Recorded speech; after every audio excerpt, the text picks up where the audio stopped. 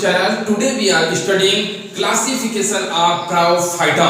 पिछले वीडियो में हम डिस्कस कर चुके हैं जनरल फीचर ऑफ Bryophyta.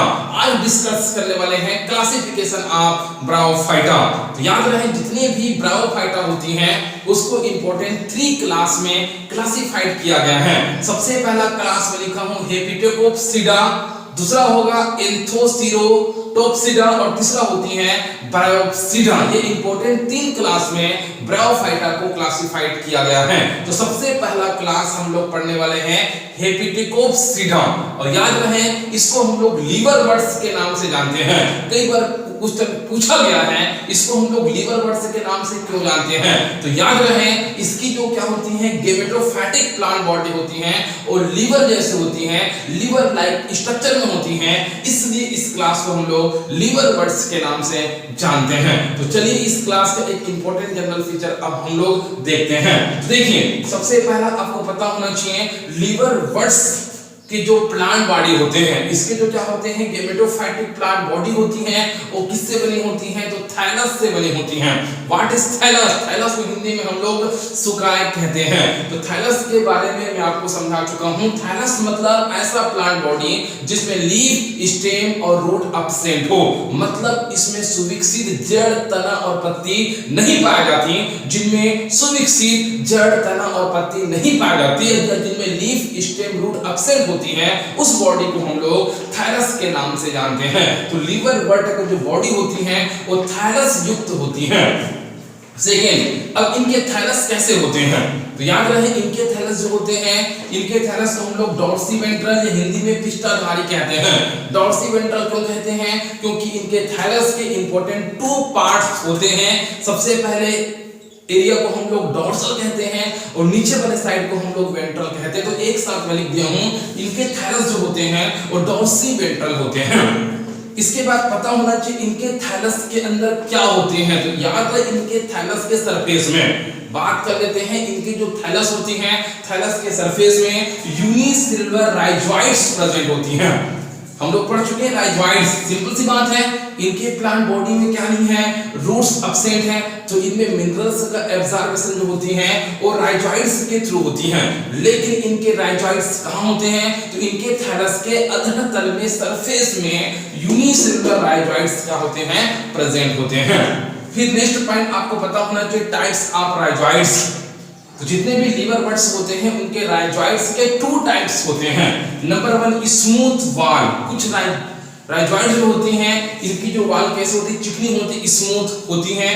कुछ राइजोइड्स क्या होते हैं ट्यूबरकुलेटेड, मतलब ट्यूबर लाइक स्ट्रक्चर में होते हैं, मतलब ट्यूब जैसे होते हैं, मतलब ये एरिया क्या है रफ होती है. तो सिंपल सी बात है कुछ राइजोइड्स कैसे होते हैं स्मूथ होते हैं, कुछ राइजोइड्स कैसे होते हैं ट्यूब लाइक स्ट्रक्चर में होते हैं, मतलब ये रफ होती हैं.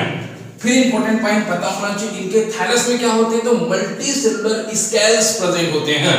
इनके थैलस में क्या होते हैं मल्टीसेलुलर, मतलब बहुकोशिकीय सल्क क्या होती हैं प्रेजेंट होती हैं. इंपॉर्टेंट पॉइंट हम लोग ये पढ़ते हैं जितनी भी लीवरवर्ट होती हैं उनके जो थैलस होते हैं उनके थैलस की इंटरनल स्ट्रक्चर कैसे होती हैं. तो यहाँ पर हम लोग जो डायग्राम बनाए हैं वो क्या है तो internal anatomy structure of thallus. Liverwort की बॉडी क्या होती है थैलस युक्त होती है. तो इनके थैलस की जो आंतरिक संरचना होती है इसके अंदर 2 भाग होते हैं. पहला भाग को बोलते हैं अपर एपिडर्मिस और नीचे वाले भाग को बोलते हैं लोअर एपिडर्मिस. अपर एपिडर्मिस के अंदर बहुत सारे क्या होते हैं छोटे छोटे ऐसे सेल होते हैं. इस सेल को हम लोग फोटोसिंथेटिक सेल कहते हैं और फोटोसिंथेटिक सेल के कारण से यहाँ पर प्रकाश संश्लेषण करने की क्षमता होती है. मतलब यहाँ पर फोटोसिंथेसिस की एक्टिविटी होती है और फोटोसिंथेसिस एक्टिविटी के कारण से इस एरिया में फूड का फॉर्मेशन होगा, मतलब भोजन का यहाँ पर निर्माण होगा. लेकिन फोटोसिंथेटिक सेल को डिवाइड करने के देखिए बीच में बहुत सारे क्या हैं एयर चेंबर और एयर स्पेस प्रेजेंट है. लेकिन नीचे वाले एरिया को हम लोग बोलते हैं लोअर एपिडर्मिस. लोअर एपिडर्मिस के अंदर जितने भी सेल होती हैं उस सेल को हम लोग पेरेन्काइमा के नाम से जानते हैं. एक इंपॉर्टेंट पॉइंट नोट कीजिए इस एरिया को हम लोग स्टोरेज रीजन या शुद्ध हिंदी में संग्रहित क्षेत्र भी कहते हैं. इस एरिया को हम लोग संग्रहित क्षेत्र क्यों कहते हैं तो आपको नोट करना होगा क्योंकि अपर एपिडर्मिस में बनने वाला भोजन जो होती है लोअर एपिडर्मिस में आकर स्टोर होती है, इसलिए इस एरिया को हम लोग स्टोरेज रीजन के नाम से जानते हैं. तो I hope that is absolutely clear. इसके बाद पता होना चाहिए जितने भी लीवर बट होते हैं उनके थाइलस के डोर्सल सरफेस में, क्योंकि हम लोग पढ़ चुके हैं इसके वेंट्रल सरफेस में क्या होते हैं, रिजॉइड्स और स्केल्स होते हैं, लेकिन इसके डोर्सल सरफेस में क्या होती हैं, 6 ऑर्गन्स प्रेजेंट होती हैं। आपको पता होना चाहिए ये 6 ऑर्गन्स कहाँ होती हैं, तो थाइलस के डोर्सल सरफेस में होती हैं। अब ये 6 ऑर्गन्स कितने प्रकार के होते हैं, तो 6 ऑर्गन्स केवल 2 ही प्रकार के होते हैं, पहला मेल 6 ऑर्गन्स, दूसरा क्या होगा फीमेल 6 ऑर्गन्स। लेकिन लीवर बट में बनने वाले मेल और फीमेल 6 ऑर्गन्स को क्या कहते हैं, तो लीवर बट में बनने वाले मेल 6 ऑर्गन्स को हम लोग एंथ्रेडियम और फीमेल 6 ऑर्गन्स को हम लोग आर्केगोनियम कहते हैं। लेकिन याद रहे इनके एक ही थैलस में, एक थैलस में दोनों ऑर्गन्स हो सकते हैं, या कभी-कभी ऐसा होता है कि एक थैलस में मेल 6 ऑर्गन्स और दूसरे थैलस में फीमेल 6 ऑर्गन्स। तो यहाँ पर मैं लिखा हूं, उसके एग्जांपल आपको पता होना चाहिए। देखिए एंथ्रेडियम क्या है, मेल 6 ऑर्गन्स है, आर्केगोनियम क्या है, फीमेल 6 ऑर्गन्स है। अगर ये एंथ्रेडियम और आर्केगोनियम सेम थैलस, एक ही थैलस में हो, एंथ्रेडियम और आर्केगोनियम एक ही थैलस में हो, तो हम कह सकते हैं ये दोनों क्या है, एक ही थैलस में दोनों 6 ऑर्गन्स प्रेजेंट हैं। तो उसका एग्जांपल क्या है, तो उसका एग्जांपल मैं लिख रहा हूं रिक्सिया। रिक्सिया एक ऐसा ब्रायोफाइटा है जिसके एक ही थैलस में दोनों ऑर्गन्स प्रेजेंट होते हैं। लेकिन कोई बार ऐसा हो सकता है कि एंथ्रेडियम और आर्केगोनियम अलग-अलग थैलस में होते हैं। कुछ ऐसे एग्जांपल हैं, जैसे एग्जांपल क्या है, मार्केंसिया। मार्केंसिया के शरीर में मेल 6 ऑर्गन्स और फीमेल 6 ऑर्गन जो होती हैं वो अलग-अलग थैलस में प्रेजेंट होती हैं। तो I hope that is absolutely clear.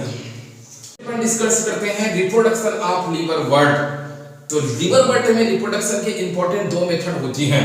पहला असेक्सुअल रिप्रोडक्शन, सेकंड होगा सेक्सुअल रिप्रोडक्शन। इनमें असेक्सुअल रिप्रोडक्शन की इंपॉर्टेंट 2 मेथड हैं। पहला लिखा हूं फ्रेगमेंटेशन ऑफ थैलस।